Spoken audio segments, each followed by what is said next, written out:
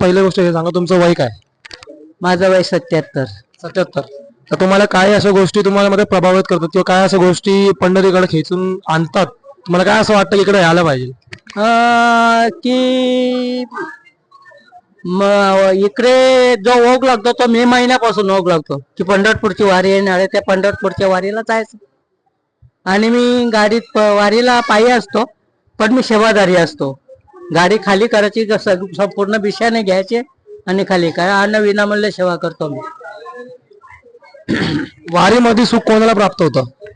वारीमध्ये सुख आहे की जो पंढरपूरची वारी याच्यामध्ये जो आनंद आहे तो कुठल्या क्षेत्रात नाही आणि कुठल्या तीर्थात नाही. जो पंढरपूरच्या वारीमध्ये आनंद बघायला मिळतो. मग आताचे जे पिढी आहे, थोडं पूजा पाठ केल्याच्या नंतर जे फोटो काढून जे टाकतात, त्यांच्याबद्दल तुम्हाला काय बोलणं आहे? त्यांच्याबद्दल तो त्यांची भावना काय आहे ती मला माहित नाही, पण ते त्यांचं सत्य असेल ते सत्य आणि असं ते मी शोधू शकत नाही. पण त्यांना जर माहित असेल तर ते सत्य असेल तेच त्यावेळी टाकावं. काहीतरी त्यांना की नॉलेज आहे त्यांच्याजवळ म्हणून त्यावेळी टाकावा असं मला नाही वाटत. असं मला नाही वाटत. तर आता पुढच्या वर्षी पण तुम्ही दिंडीला यायचा प्रयत्न नक्कीच करणार का? हो, मी पण येईल. परत प्रश्न विचारेल. रामकृष्ण हरी. आणि 10वा अवतार कल्की, तर विठुरावांचा अवतार कुठला आहे? असं आहे. तसे 10 अवतार तुम्ही बोलता देवाचे. पहिला अवतार मत्स्य आहे, मत्स्य कुर्म, वरा नरसिंह, वामन, परशुराम, राम, कृष्ण, बौद्ध आणि कलंकी असे 10 अवतार सांगितलेले आहेत. या 10 अवतारामध्ये विठुरायाचा जी प्रतिमा आहे, जो मूर्ती आहे देवाची, ती शांत एकदम नजरेने पाहते, सर्व लोकांकडे, संपूर्ण समाजाकडे पाहते. का जेणेकरून या अवतारामध्ये, परशुराम अवतारामध्ये अनेक प्रकारच्या देवाने लोकांचा म्हणजे का जे माजलेले होते म्हणजे काय लोकांना त्रास देणारे होते, अशा लोकांना परशुरामाने अनेक प्रकारचा चक्काचूर केला, म्हणजे लयास लावले त्यांना. असा नंतर राम अवतार झाला. राम अवतारामध्ये पण बरेच राक्षसांचा, अनेक वाईट लोकांचा नाश केला. त्याच्यानंतर राम अवतार संपल्यानंतर कृष्ण अवतार झाला. आणि त्या कृष्ण अवतारामध्ये सख्या मामाने सुद्धा त्यांच्या आई बापाला बराच काय त्रास दिल्यानंतर त्या कैदेमध्ये टाकलं. हे सगळं काही माहित आहे तुम्हाला. जेव्हा देव अवतारला येतो, चांगल्या व्यक्तीच्या खुशीमध्ये जन्माला येतो. पवित्र ते कुल, पावन तो देश, जेथे हरीचे दास जन्म घेती का देव अवतारला येतो.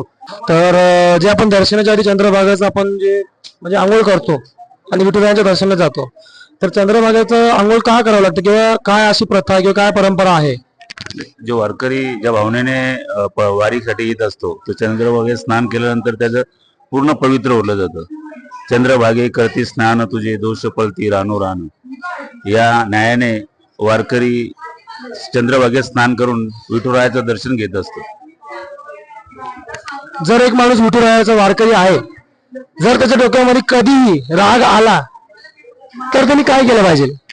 त्यांनी नामस्मरण, पांडुरंगाचे नामस्मरण केलं पाहिजे.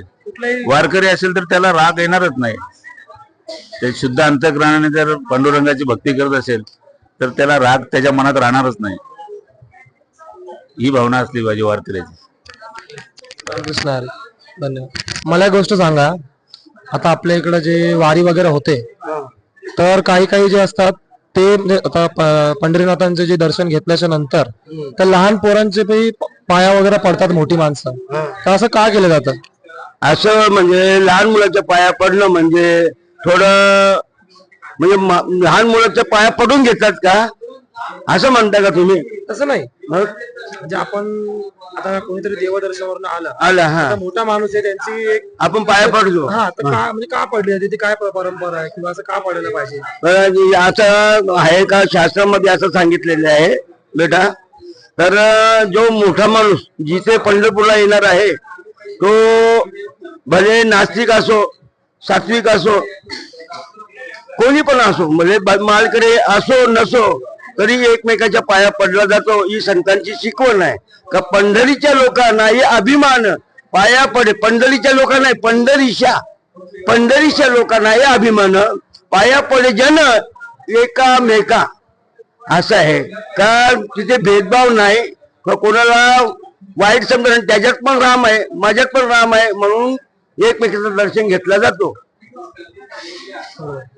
तर आणि एक गोष्ट आणखी सांगतो का आपण लहान मुलगा असतो आपण देवळात जातो आपण देवळात त्या लहान मुलाला आपण त्या भगवंताच्या चरणावर आपण मस्तक ठेवतो लहान मुलाचा. पण लहान मुलंच हा देव स्वरूप असतो. याला देव कळत नाही ना आपला बाप पण कळत नाही बेटा. तर त्या मुलाला काय असं आहे तो त्याच्यामध्ये विकारच नाही. त्याच्यामध्ये सगळे सद्गुण असतात सत्वगुण असतात त्याच्यामध्ये. तर लहान मुलाला शक्यतो लहान मुलाला पाया पडून देऊ नये अशी गोष्ट आहे. उलट लहान मुलाच्या आपण पाया पडलो ना तर आपला उलट आणखी उद्धार होतो. असं लहान मुल काय म्हणजे काय कुठल्याही प्रकारचा त्याच्यावर लवलेस नसतो म्हणजे क्लेश नसतो त्याच्यामध्ये. तो संपूर्ण शरीराने सात्विक असतो बेटा असं आहे. मला अजून एक प्रश्न होता की जे आपण माळ घालतात तर माळ घातल्यानंतर कुठल्या गोष्टींचे पालन केले पाहिजे. अच्छा माळ घातल्यानंतर भले तो त्याचा जर इच्छा झाली तर त्याने काही थोडेसे जर फारच पंढरपूरला येऊन जायला वाटते का नाही खरोखर आता आपल्यामध्ये काहीतरी बदल करा. आपला जो आपल्याला भगवंतानी परमेश्वराने आपल्याला जो आपल्याला देह दिलेला आहे तो संतांच्या मार्गाला लागावा असा आहे का. कुठेतरी आपल्या हातून काही चुक्या झाल्या असतील काही झाल्या असतील तर त्याची जी भावना जर होत असेल तर त्यांनी माळ घालावी. कोणाला सांगून माळ घालू नये एवढी गोष्ट नक्की ध्यानात ठेवावी. कारण काय माळ इथे घातली तर घरी गेल्यानंतर तो काढू शकतो अशा गोष्टी आहेत. आणि जर ती माळ त्यांनी घातली तर त्या गोष्टीमध्ये त्यांनी माळ घातल्यानंतर जे सद्गुरूने त्याला दिलेला बोध आहे ते जीवनभर त्याने जपला पाहिजे बेटा. कारण ज्या काही गोष्टी आहेत का माळ घातल्यानंतर असं कमीत कमी 108 वेळा तरी त्यांनी माळ जप केली पाहिजे. दिवसाला 2-3 वेळा तरी केली पाहिजे असा. कारण जेणे या माणसाला काही कळत नाही. माणसाला जर काही कळलं नाही तर त्या माणसाला सांगायचा ती साधना देतो. साधना म्हणजे जसा एखाद्या आता पंढरपूरच्या बस स्टँडवर जायचं आहे तर आपल्याला पायी चालताना थोडासा त्रास होतो. तसा हळू त्या माणसामध्ये परिवर्तन होण्यासाठी सद्गुरू आपल्याला 1 माळ 2 माळ जपा 3 माळ जपा असं करता करता त्याला तो ध्यास झाला पाहिजे आणि पुढे त्याची जीवन नौका पहिले त्याला गेली पाहिजे. म्हणून माळ घातली पण जाते आणि माळ घातली तर त्याचे पथ्य असे आहेत तर जेणेकरून जिथे कोणी गुटखा खातो तंबाखू खातो मांसाहार करतो अशा ठिकाणी त्यांनी बसू नये अशा गोष्टी सांगितलेल्या संतांनी सांगितलेल्या. कारण जर तो ज्यांनी माळ घातली आणि तो त्या माणसामध्ये जे काही मांसाहार करत असतील दारू पित असतील लग्न करीत असतील या लग्नामध्ये समारंभ नाचत असतील कुठे तर त्या लोकांनी तिथे जाऊ नये अशी गोष्ट आहे. आणि गेल्यानंतर त्यांनी फक्त एवढंच जो काही आपल्या प्रेमाचा जो भावाचा काही आहे दोस्त असेल नातेवाईक असेल आपला सखा असेल अशा ठिकाणी फक्त जाऊन त्यांना फक्त आपला आशीर्वाद द्यावा आणि तिथे जास्त रमू नये म्हणजे काय तिथे बसू नये. कारण तिथे सगळे लोक तामस वृत्तीचे असतात. मग त्या माणसाने जर तिथे राहिला तर त्याची वृत्ती बदलते बेटा. आणि या गोष्टी त्यांनी ध्यानात ठेवल्या पाहिजे. माळ घातल्यानंतर अशा गोष्टी दिलेल्या आहेत का त्यांनी शाकाहारच करावा म्हणजे ज्या काही गोष्टी आहेत ना त्या केल्या पाहिजे अशा गोष्टी सांगितलेल्या आहेत का त्यांनी याच्यामध्ये वाईट लोकांमध्ये वाईट नाही बनत मी खाणारे पिणारे वाईट नसतात बेटा चांगलेच असतात सात्विक असतात. ते पण दान धर्म करतात आपल्याला असं आहे.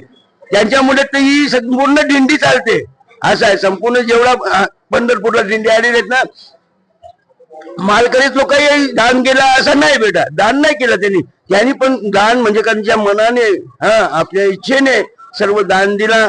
मग ते पण सात्विकच समजायला पाहिजे ना आपण. मग असं नाही का मालकऱ्यांनीच दान दिला पाहिजे असं काहीच नाही. असं त्यांना दोषी ठरवू नये अशा या लोकांना. पण फक्त एवढाच त्याची ती माळ टिकून राहावी यासाठी त्यांनी अशा माणसांच्या ठिकाणी बसू नये.